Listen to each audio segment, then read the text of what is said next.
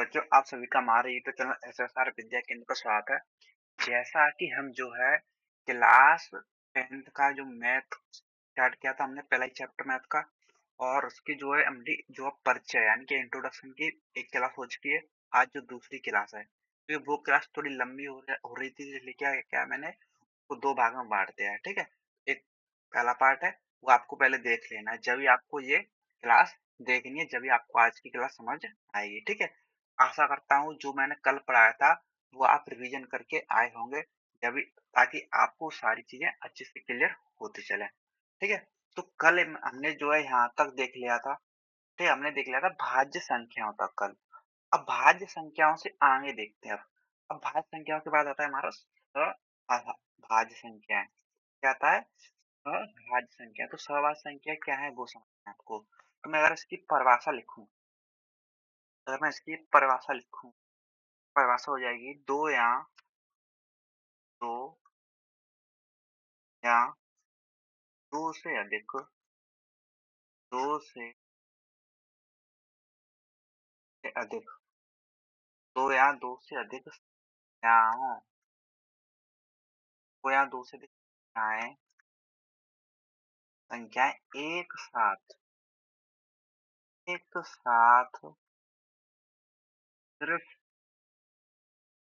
सिर्फ़ एक से ही सिर्फ़ एक से भाग हो, एक से ही भाग हों, वे अभाज्य संख्या कहलाती है। कहलाती है अभाज्य अभाज्य संख्या, ठीक है? तो अब देखिए जैसे जैसे मैंने आपके सामने एक एग्ज़ाम्पल लिखा 3, 5 ये 2 संख्या है मेरे पास। तो इन दोनों संख्याओं में एक साथ किससे भागा जा रहा है? तो इन दोनों संख्याओं में एक साथ यानी कि किससे भागा जा रहा है? तो देखोगे आप 3 जो है 1 से कट रही है और 5 भी 1 से कट रही है। क्या इसके अलावा ये दोनों संख्या किससे कट रही है? एक साथ नहीं कट रही ना, इसका मतलब 3 और 5 क्या है? अभाज्य संख्या है, अभाज्य संख्या है। अगर इसकी दूसरी परिभाषा लिखते जाओ लिखो तो या या उभयनिष्ठ या उभयनिष्ठ यानी कि कॉमन, उभयनिष्ठ को इसमें क्या बोलते हैं? कॉमन, है ना? उभयनिष्ठ उभयनिष्ठ सिर्फ एक हो, उभयनिष्ठ सिर्फ एक हो। यानी कि एक के अलावा कुछ भी कॉमन ना हो। क्या 3 और 5 में एक के अलावा कुछ कॉमन है? नहीं है ना? तो इसका मतलब क्या है? ये सभाज्य संख्याएँ हैं, ठीक है? ऐसे मैंने और भी एग्ज़ाम्पल लिखा कि 7, 9 क्या 7 और 9 में एक के अलावा कुछ भी कॉमन है? नहीं है ना? एक के अलावा कुछ भी कॉमन नहीं, इसका मतलब ये क्या है? सभाज्य है। यानी कि 7 और 9 सिर्फ़ एक से ही भाग हो रही है, ठीक है? एक साथ, ये ध्यान रखना, एक साथ है। और एग्ज़ाम्पल जैसे मैंने लिखा 4 और 8 क्या ये सभाज्य हैं? तो यहाँ पे देखोगे कि दोनों तो एक साथ 1 से तो भाग हो रही हैं, लेकिन दोनों 2 से भी भाग हो रही हैं, 2 से भी 4 भाग होता है, 2 से भी 8 भाग होता है, ठीक है? अब देखो 4 से भी 4 भाग हो रही है, 4 से भी 8 भाग हो रही है, यानी कि 1 के अलावा ये जो है 1 के अलावा 2 और 4 से भी भाग हो रही है। 1 के अलावा ये जो है 2 और 4 से भी भाग हो रही है, लेकिन मैंने बोला है कि एक साथ सिर्फ़ 1 से ही भाग हों, ठीक है? तो सिर्फ़ 1 से भाग होनी चाहिए, इसलिए क्या है, ये मेरी सवाल संख्याएँ नहीं है। यानी कि आप देखना चाहो कि इसमें कॉमन की अगर मैं बात करूँ 4 और 8 में जो कॉमन आ रहा है कितना आ रहा है? 4 कॉमन आ रहा है। लेकिन हमने बोला है कि कॉमन सिर्फ़ कितना हो? 1 हो। ठीक है? तो समझे सहवास संख्या क्या है? क्लियर है? कोई दिक्कत वाली बात नहीं है। एक और एग्ज़ाम्पल लिख देता हूँ आपके सामने। जैसे 8 और 11, 8 और 11 क्या इसमें 1 के अलावा कुछ भी कॉमन है? नहीं है ना? 1 के अलावा कुछ भी कॉमन नहीं है, यानी कि दोनों संख्या सिर्फ़ 1 से ही एक साथ में भाग हो रही हैं। तो ये क्या है? सहवास। क्लियर है कि सवा संख्या क्या होंगी? ठीक है? अब चलते हैं हम आगे। अब आते हैं हम परिमेय संख्याओं पर। तो परिमेय संख्या क्या है? तो ये आपको समझना है। परवें संख्याएँ वे संख्याएँ वे संख्याएँ जिन्हें P/Q के रूप में लिखा जा सके। किस रूप में लिखा जा सके? P/Q के रूप में लिखा जा सके। वे क्या होती है हमारी परमेय संख्या होती है। क्या होती हैं? परमेय संख्या होती है। और जहाँ पे ध्यान रखना है आपको P/Q के रूप में लिखा जा सके जहाँ हाँ, P व Q पूर्णांक होंगे। क्या होंगे? P व Q पूर्णांक तथा तथा Q यानी कि तो नहीं होगा।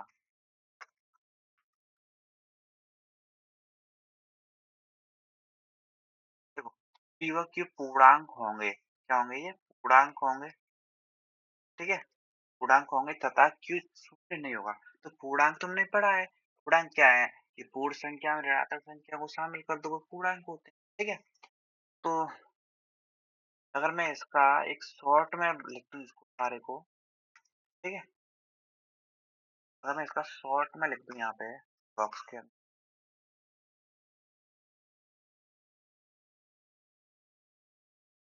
देखो शॉर्ट में लिख दी तो P जिन्हें P/Q के रूप में लिखा जा सके। ठीक है? P/Q के रूप में लिखा जा सके जहाँ जहाँ PQ क्या होनी चाहिए? पूर्णांक होने चाहिए। क्या होने चाहिए? पूर्णांक होने चाहिए और Q जो है 0 के बराबर नहीं होना चाहिए। Not equal to 0। ठीक है? ये सिंपल परमेय संख्या यही है। तो परमेय संख्या की परिभाषा देखी हमने। तो अगर एग्जाम्पल की बात करें जैसे जैसे इसमें लिखा 8/9 8/9 तो 8 और 9 क्या है? पूर्णांक है। ठीक है? और जो यहाँ पे देखो Q कितना है? 9। यहाँ पे Q कितना है? 9 है। 0 नहीं है ना? Q 0 नहीं है। इसका मतलब क्या है कि ये परमेय संख्या है। क्या है कि ये परमेय संख्या। ठीक है? अगर मैं आपके सामने और भी एग्जाम्पल लिखूं जैसे 5, क्या 5 परमेय संख्या है? आप बोलोगे यार ये P/Q के रूप में नहीं लिखी हुई।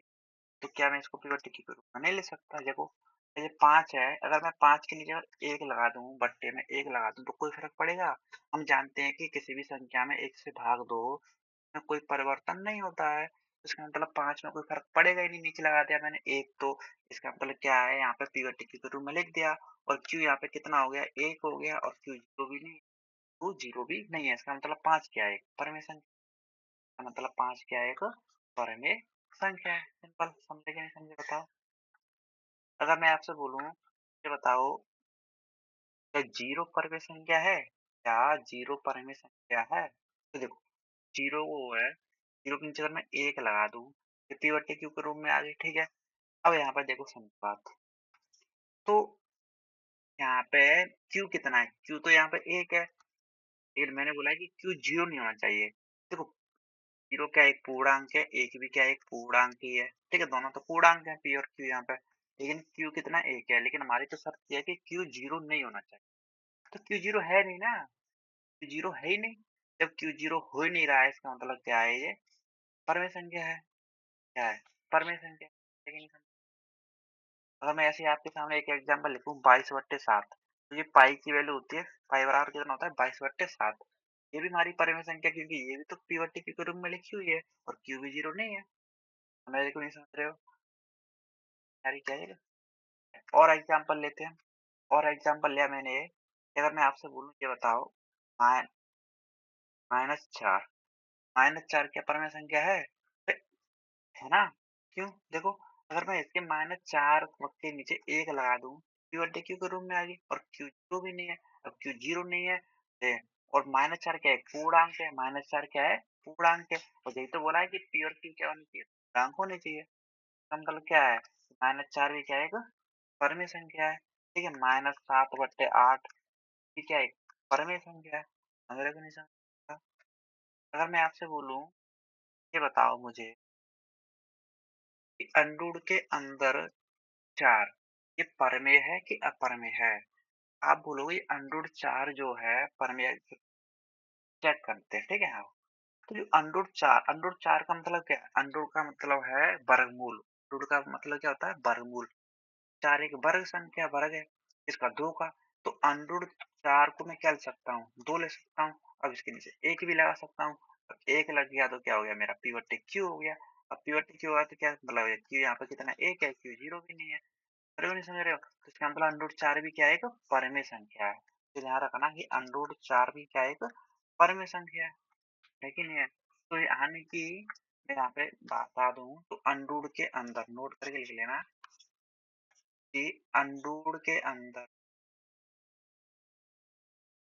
पूर्ण वर्ग संख्याएँ वर्ग संख्या जैसे कि 4, जैसे कि 9, जैसे कि 36 तो पूर्ण वर्ग संख्या अंडूड के अंदर आ जाएँगी ना, तो वे बाहर आ जाती हैं, तो वे परमेय संख्या कहलाएँगी, ठीक है? तो अंडूड के अंदर पूर्ण वर्ग संख्याएँ हमेशा परमेय संख्या होती हैं, ध्यान रखना।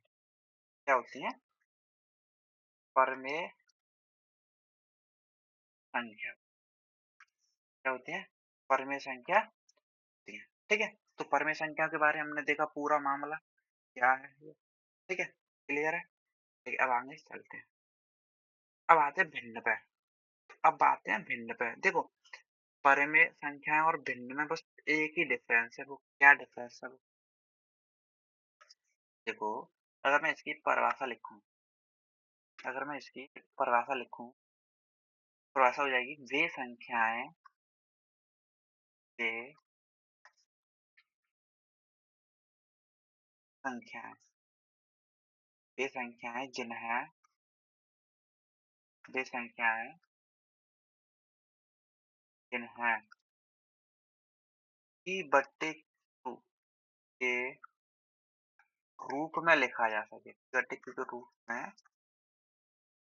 लिखा जा सके। अब आप बोलोगे, ये तो परमेय संख्याओं में भी लिखा आपने, तो फिर अंतर क्या है? अंतर देखो अब। वे संख्या जिन्हें P बट्टे Q के रूप में लिखा जा सके और जहाँ और यहाँ पे अंतर आएगा जहाँ जहाँ ये ध्यान रखना जहाँ पी क्यू जो है मेरे पूर्ण संख्या होंगी क्या होंगी पूर्ण संख्या और जो क्यू है वो क्या होगा नॉट इक्वल टू जीरो होगा ये पी क्यू पूर्ण संख्या होगी लेकिन परमेय संख्या में क्या बोला है कि पी क्यू क्या होंगे पूर्णांक क्या होंगे पूर्णांक लेकिन यहाँ पे हम बात कर रहे हैं पूर्ण संख्या की पूर्ण संख्या में तो सिर्फ जीरो से लेकर अनंत तक की आती है ऋणात्मक आती नहीं है मेरे को नहीं समझ रहे हो यानी कि जैसे जैसे जैसे मैंने लिखा है यहाँ पे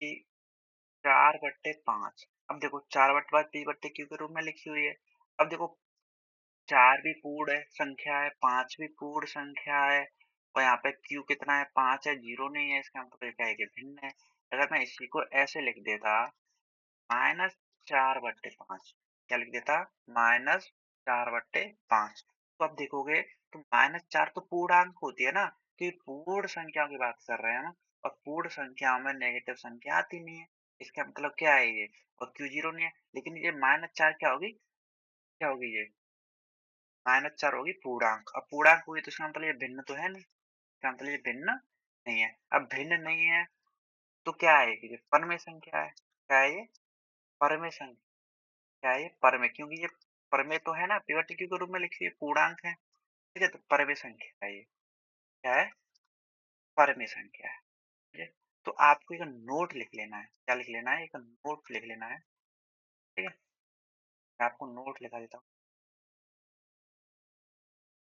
तो नोट क्या है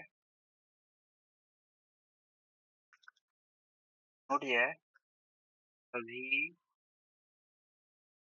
सभी भिन्न जो भिन्न है वो सभी भिन्न परमेय संख्या होती हैं क्या होती हैं परमेय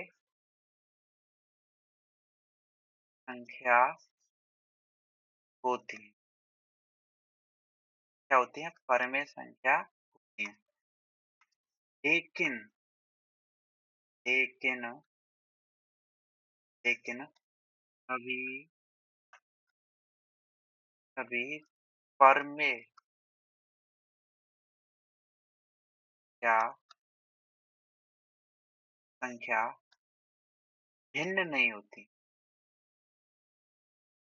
नहीं, ठीक है?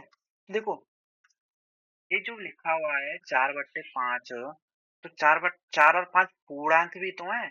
क्योंकि पूर्ण संख्या पूर्णांक में आती है, तो ये पूर्णांक तो है। अब पूर्णांक है तो इसका मतलब क्या है? ये p और q के रूप में लिखी हुई है, तो ये परमेय भी है, यानी कि ये भिन्न भी है, तो है, ये भी है और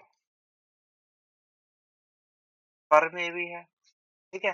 लेकिन ये वाली जो संख्या है, ये ये जो है भिन्न भिन्न नहीं है, लेकिन परमेय है। समझ रहे हो कि नहीं समझ रहे हो? समझे? तो सभी भिन्न पर जो भिन्न है वो परमेय संख्या होती है, लेकिन सभी भिन्न, है ना? लेकिन सभी परमेय संख्या भिन्न नहीं है। समझ रहे हो कि नहीं समझ रहे हो?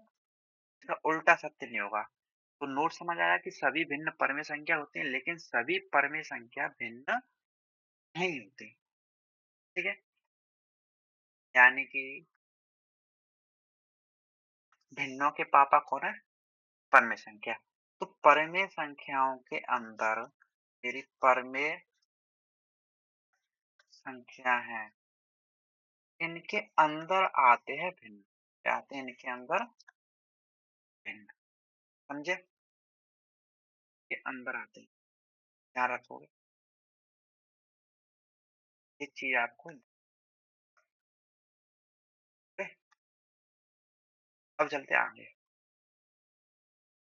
देखो, अब भिन्न के प्रकार समझने से पहले एक चीज़ समझते हैं। जो कोई भी जो भिन्न होता है, कोई भी जो भिन्न होता है, वो P/Q के रूप में लिखा होता है। किस रूप में लिखा रहता है? PQ/Q। और जो P होता है ना, वो होता है अंश। यानी कि ऊपर की संख्या को बोलते हैं अंश और जो Q है वो होता है हर। नीचे की संख्या को बोलते हैं हर। ठीक है? ये तो आपको क्लियर होगा। भिन्न में ऊपर की संख्या को बोलते हैं अंश, नीचे की संख्या को क्या बोलते हैं? हर बोलते हैं। क्लियर है? ठीक है। अब आ जाओ यहाँ पे। तो भिन्न के प्रकार की बात कर लेते हैं। किसकी? भिन्न के प्रकार। देखो, भिन्न के प्रकार की अगर मैं बात करूँ, तो भिन्न के हमारे 3 प्रकार। कहते कितने प्रकार हैं? 3 प्रकार हैं। तीनों को हम देखेंगे। ठीक है? तो आओ,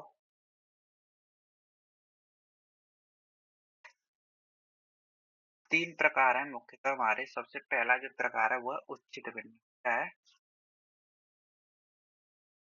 ये तो हमारा उच्चित भिन्न। और जो दूसरा प्रकार है वो है हमारा अनुचित भिन्न। क्या है? अनुचित। अनुचित। अनुचित। और जो तीसरा प्रकार है ना? और जो तीसरा प्रकार है क्या है? चित्त। ठीक है? ये जो है 3 प्रकार है हमारे। तो उच्चित भिन्न क्या है वो समझना है आपको।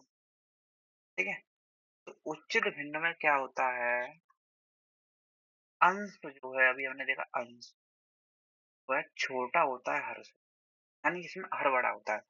जैसे जैसे अगर मैं बात करूं कि 4/5 में देखो हर कितना है? 5 है, अंश कितना है? 4 है। अंश छोटा है हर से।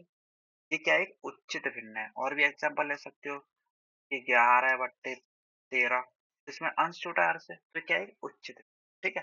समझे? अंश छोटा होगा हर से। अब अनुचित भिन्न की बात करें, तो अनुचित भिन्न में क्या होता है? अंश बड़ा होता है। क्या होता है? अंश बड़ा होता है हर से। अंश बड़ा होता है हर से। जैसे जैसे मैं बात करूं, मैंने लिखा 7/5। क्या लिखा? 7/5। तो 7/5 में देखोगे हर कितना है? 5 है, अंश कितना है? 7 है। तो अंश बड़ा है हर से। ठीक है? ये क्या है? एक अनुचित भिन्न है। ओके? और भी एग्जांपल ले सकते हैं। मैंने और एग्जांपल लिखा है यहाँ पे।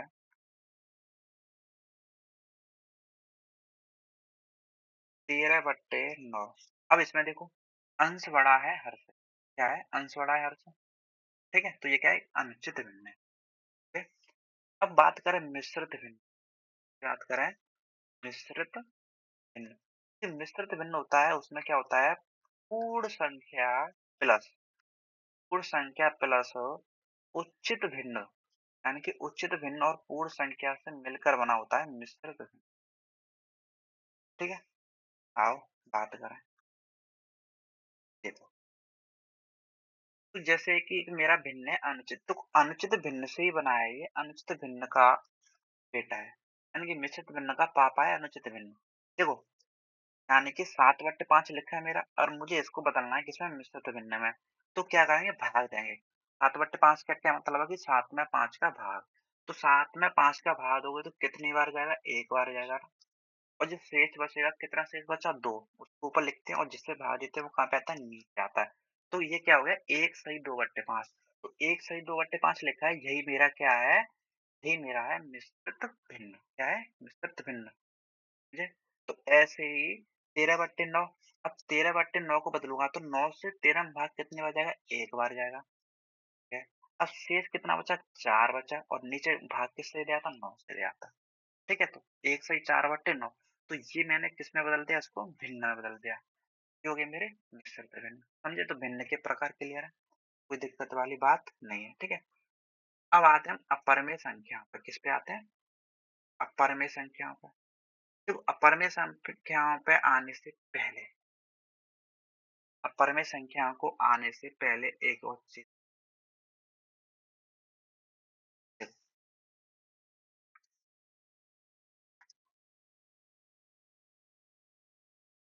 यहाँ पे समझना आपको। मैंने आपको जो पढ़ाया था, जैसे कि एक पढ़ाई थी प्राकृतिक संख्या। क्या पढ़ाई थी मैंने? प्राकृतिक संख्या। फिर पढ़ाई थी मैंने पूर्ण संख्या। ठीक है? और मैंने पढ़ाई थी आपको पूर्णांक संख्या, पढ़ाई थी ना? ठीक है? तो ये 3 संख्या मैंने आपको पढ़ाई थी आपको। तो इनमें प्राकृतिक संख्या जो होती है हमारी, 1 से लेकर 1, 2, 3, 4, 1 तक अनंत। पूर्णांक संख्या जो होती है, प्राकृतिक संख्या में 0 को शामिल कर लिया जाए। प्राकृतिक संख्याओं में 0 को शामिल कर लिया जाए। ठीक है? ये बन जाती है पूर्ण संख्या। पूर्णांक में क्या होता है? पूर्ण संख्याओं में पूर्ण संख्या 0 से लेकर अनंत तक की। ठीक है? पूर्ण संख्या होगी 0 से लेकर अनंत तक।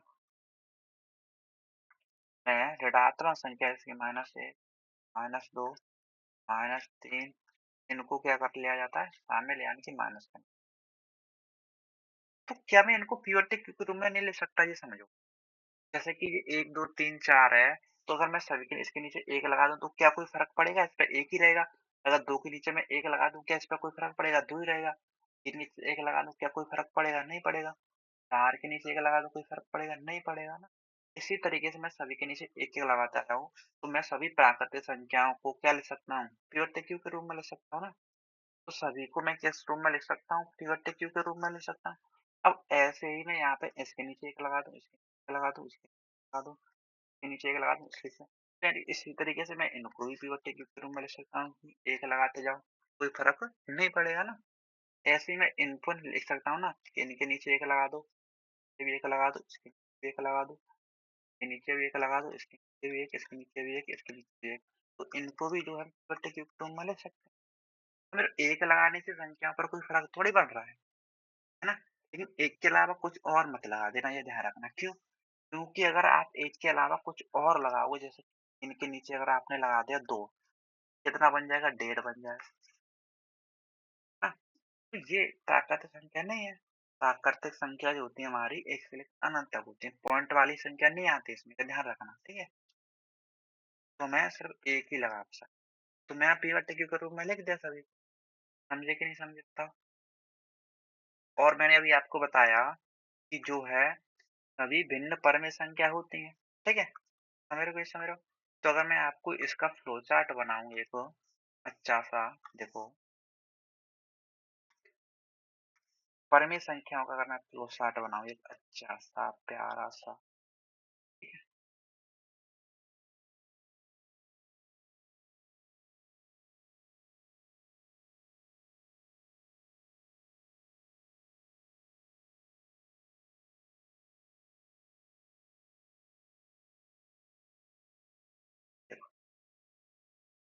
तो सबसे पहले जो मैंने पढ़ा था प्राकृतिक, क्या पढ़ी थी? प्राकृतिक,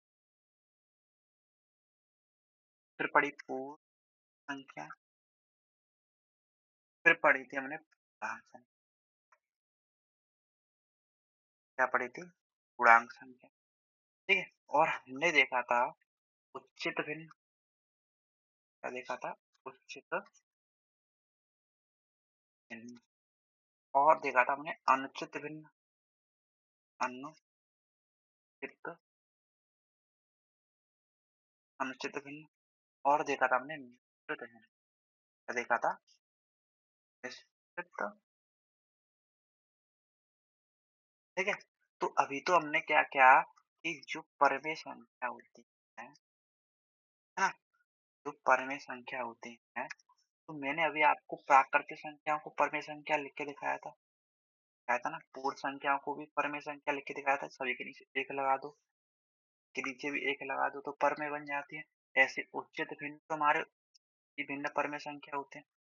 सभी भिन्न जो है हमारे क्या होते हैं? परमे संख्या। परमे संख्या हमारी ये है, रियलिटी में है तो ठीक है, वास्तव में ये है। प्राकृतिक, पूर्ण, पूर्णांक, उचित, संतुलन, निष्पन्न सभी ये क्या है? हमारी परमे संख्या होती है। क्लियर है? कोई दिक्कत वाली बात? ठीक है? समझ आया आपको? बात समझ आ गया? देखिए, ये क्लियर है। अब आते हैं हम अपनी अपरमेय संख्या पे। किस पे आते हैं? अपरमेय। तो अपरमेय कुछ नहीं, सिंपल है। तो जिन्हें जिन्हें परिभाषा लिख देता हूँ। जिन्हें p बट्टे q के रूप में न लिखा जा सके, न लिखा जा सके, जिनको p बट्टे q के रूप में नहीं लिख पाए, वे बोलते हैं अपरमेय संख्या। जैसे जैसे जैसे आपको समझना है, जैसे कि अंडूर 2, अंडूर 3, अंडूर 5, अंडूर 7। अब बोलो क्या अंडूर 9 हो जाएगा? अरे नहीं, अंडूर 9 नहीं होगा। क्यों? अंडूर 9 देखो क्या है? अंडूर 9 क्या होता है? 3 होता है, और 3 बटे 1 तो क्या हो गया है? परमेय संख्या हुई। समझे समझे? ठीक है? तो अंडूर 7, अंडूर 11, इस तरीके से अनंत संख्या हो सकती है। तो जो संख्या है जिनको प्रत्येक क्यू के रूप में ना लिखा जा सके वो अपरमेय संख्या है।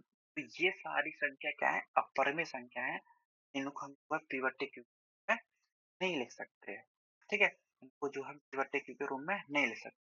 यहाँ आप सिंपल सी अगर मैं बात बता दूं आपको कि अपरमेय संख्या जो होती है, फिर हमारी अपरमेय संख्या जो होती है, अपरमेय संख्याएं बराबर अंडूर में बोल सकते हो अपूर्ण वर्ग क्या होती है? अपूर्ण वर्ग संख्या जो किसी का वर्ग ना हो। ठीक है? अपूर्ण वर्ग। ठीक है? क्या जैसे अंडूर में 2 है, क्या 2 किसी का वर्ग है? नहीं है। अंडूर में 3 है, 3 किसी का वर्ग है? नहीं है। अंडूर में 5 है, क्या 5 किसी का वर्ग है? नहीं है ना। तो क्या है? अपूर्ण वर्ग संख्या है। ठीक है? वो अंडूर के अंदर अपूर्ण वर्ग संख्या होंगी तो वे क्या कहलाएंगी? अपरमेय संख्या कहलाएंगी। क्लियर है? तो अपरमेय संख्या क्या है? तो ये आपको चीज ध्यान रखनी है। अगर पूर्ण वर्ग संख्या आ गई ना तो वो परमेय बन जाती है। हमने पढ़ा था परमेय। ओके? एक चीज और आपको ध्यान रखनी है यहाँ पे, कि जो अंडूर 2 है इसकी जो वैल्यू होती है इसका आपको ध्यान रखना है। ठीक है? 1.414 इसका मान ध्यान रखना है। वैसे इसके बाद भी होती है लेकिन आपको कहाँ तक? पॉइंट के बाद 3 अंक तक ही याद रखते हैं। ठीक है? यूज करते हैं। इस प्रकार से आपको जो है अंडूर 3 की भी याद रखनी है। तो 1.732, तो ये जो आपको ध्यान रखनी है। ठीक है? बाकी की ध्यान नहीं रखनी, अंडर 5 की, अंडर 7 की, वो हमारी यूज होने वाली नहीं। जो होंगी सिर्फ ये होगी अंडर 2 और अंडर 3 की वैल्यू। ठीक है? ये आपको ध्यान रखनी है। तो अपर में संख्या समझिए आप, जिनको पीवटे क्यू में नहीं लिखा जा सकता। ठीक है? क्लियर है? अब आते हैं हम रियल वास्तविक संख्याओं पर। तो जिसके लिए हमने इतनी अभी तक जो जानकारी ली वास्तविक संख्याओं को समझने के लिए, तो अब आपका इंतज़ार हुआ खत्म, अब आगे हम वास्तव भर की वास्तविक संख्या होती क्या है, अब आपको ये समझ में ठीक है? तो वास्तविक संख्याएँ कुछ नहीं है, जो अभी तक हमने जितना भी पढ़ा है, अभी तक हमने जितना भी पढ़ा है, उसको अगर आप एक डिब्बे में बंद कर दो, तो अगर आप एक डिब्बे में बंद कर दो, तो वो बन जाती है हमारी क्या वास्तविक संख्याएँ, क्या बन जाती हैं? वास्तविक संख्याएँ, ठीक है? तो मैं बात करूँ, तो इसकी अगर मैं परिभाषा की बात करूँ, तो परिभाषा इसकी ये है कि जिन्हें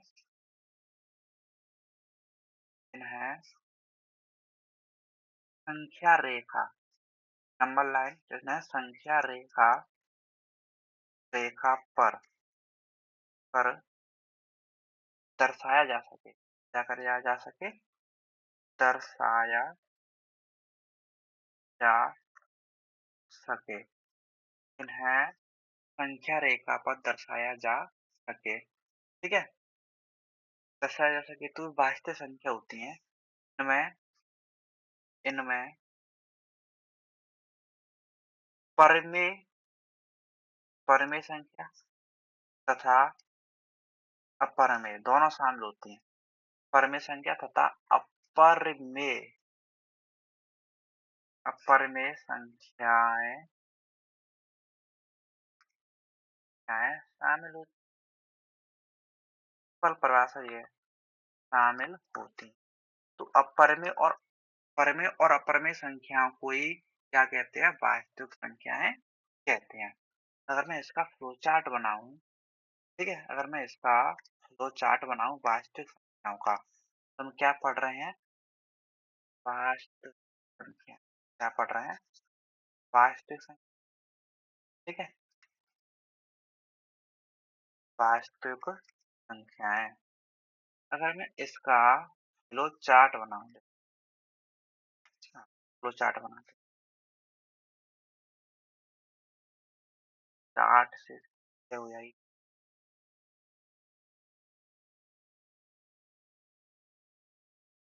मैंने अभी आपको क्या बताया देखो कि इनमें परिमेय तथा अपरिमेय संख्या शामिल होती हैं। इनमें जो होती है ना मेरी परिमेय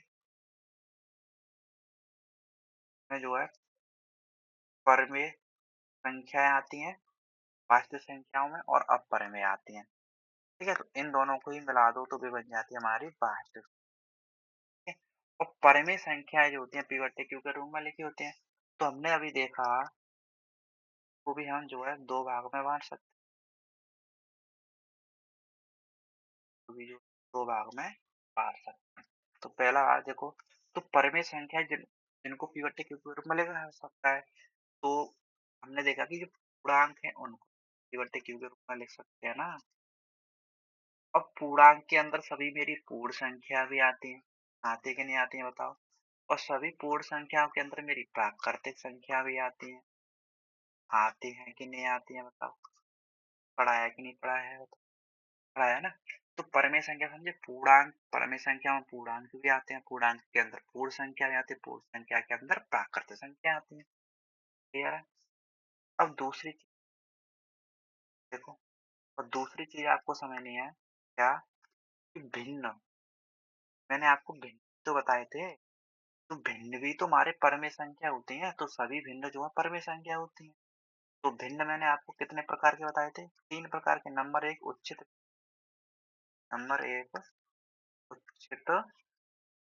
भिन्न और नंबर 2 अनुचित भिन्न। नंबर 2 अनुचित भिन्न और नंबर 3 उचित भिन्न।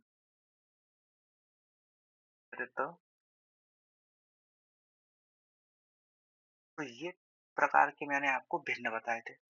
तो भिन्न भी परमेय संख्या है, पूर्णांक, पूर्ण, प्राकृत ये सभी परमेय संख्या है। मैंने अभी आपको तो फ्लो चार्ट बनाया था, ये परमेय संख्या के अंदर ये सारे आते हैं, ठीक है? और और अपरमेय संख्या की बात करें, तो अपरमेय संख्या क्या है? तो अपरमेय संख्या है वही है, अंडूर के अंदर क्या? अपूर्ण वर्ग संख्या, अपूर्ण वर्ग संख्या, ये होती है हमारी परमेशन। जैसे √2, √, √5 ये क्या है सभी परमेय संख्या है। तो ये सभी को मिला दो तो बन जाती है क्या वास्तविक संख्याएँ। तो इन सभी को क्या कहते हैं वास्तविक संख्याएँ। समझे? इतना समझने के लिए हमने इतना दिमाग लगाया, इतना मैंने आपको पढ़ाया, इतना समझाने के लिए। अगर नहीं तो मैं इसको डायरेक्ट भी बता सकता था कि इसके अंदर ये संख्याएँ आती हैं, रट लो भाई। रटने से काम नहीं चलता, समझने से काम चलता है, ये मैथ है, ठीक है? इसमें समझना होता है, रटना नहीं है, ठीक है? तो आई थिंक आपको अब समझ आ गया होगा वास्तविक संख्याओं। तो वास्तविक संख्या हमारा पहला चैप्टर है और वास्तविक संख्या होती क्या है? ये सारी संख्या क्या होती है? वास्तविक संख्या। क्लियर है? एक चीज़ और ध्यान से समझना, इसमें जो है पॉइंट वाली संख्याएँ भी आती हैं, जैसे कि 2.5, 2.3, 4.5 ये संख्या हमारी क्या है? वास्तविक हैं। क्या है? वास्तविक संख्याएँ हैं। ध्यान रखना, ठीक है? ये सारी संख्या पॉइंट वाली जो भी आप सोच सकते हो, वो संख्या क्या है? वास्तविक। क्लियर है? कोई डाउट नहीं? तो हमारा जो है इंट्रोडक्शन हुआ खत्म। अब आएँगे हम अपने प्रश्नावली पर, ठीक है? तो आज की क्लास में इतना ही। अगर आपको जो वीडियो पसंद आई होगी, तो प्लीज़ इसको अपने दोस्तों के साथ भी शेयर करना ताकि उनका भी भला हो, ठीक है? और वीडियो को लाइक कर देना, ठीक है? और कमेंट में बताना कि क्लास जो है कैसी लगी, ठीक है? तो चलिए मिलते हैं अगली वीडियो के साथ। आज के लिए इतना ही, धन्यवाद।